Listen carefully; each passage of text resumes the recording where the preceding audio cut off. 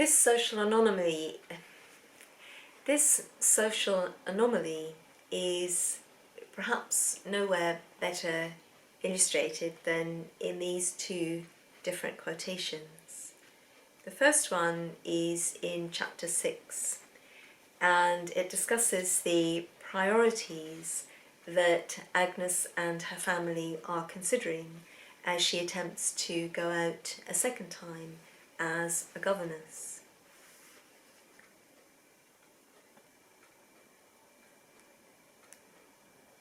Her mother is advising her. At length she advised me to put an advertisement myself in the paper stating my qualifications, etc. Music, singing, drawing, French, Latin and German, said she, are no mean assemblage. Many will be glad to have so much in one instructor. And this time you shall try your fortune in a somewhat higher family, in that of some genuine, thoroughbred gentleman, for such are far more likely to treat you with proper respect and consideration than those purse-proud tradespeople and arrogant upstarts. I have known several among the higher ranks who treated their governesses quite as one of the family, though some, I allow, are as insolent and exacting as anyone else can be, for there are bad and good in all classes. So this is a response to the poor treatment that Agnes received at the hands of the Bloomfields' purse-proud tradespeople, and the hope that people with more established family background, with greater longevity of education within their families, will treat Agnes differently and be able to see the true underlying worth of her as a person and an individual, and not be solely influenced by her financial status.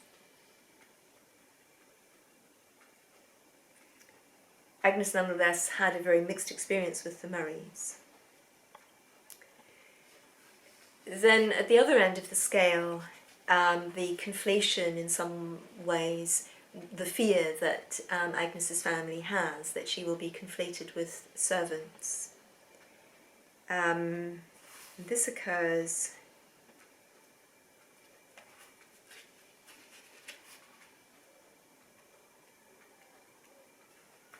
in chapter 7.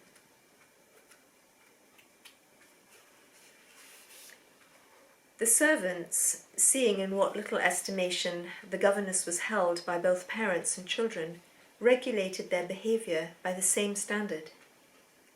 I have frequently stood up for them, at the risk of some injury to myself, against the tyranny and injustice of their young masters and mistresses, and I always endeavoured to give them as little trouble as possible. That they entirely neglected my comfort, despised my requests, and slighted my directions. All servants, I am convinced, would not have done so, but domestics in general, being ignorant and little accustomed to reason and reflection, are too easily corrupted by the carelessness and bad example of those above them, and these, I think, were not of the best order to begin with. I sometimes felt myself degraded by the life I led, and ashamed of submitting to so many indignities, and sometimes I thought myself a precious fool for caring so much about them, and feared I must be sadly wanting in Christian humility, or that charity which suffereth long and is kind, seeketh not her own, is not easily provoked, beareth all things, endureth all things. So here we see that the servants are disrespectful towards Agnes as the governess because she's not actually a member of the family. She is in some ways part of the family, but she's in their employ. So they know that they don't need to treat her as respectfully as the family because she doesn't have sufficient power.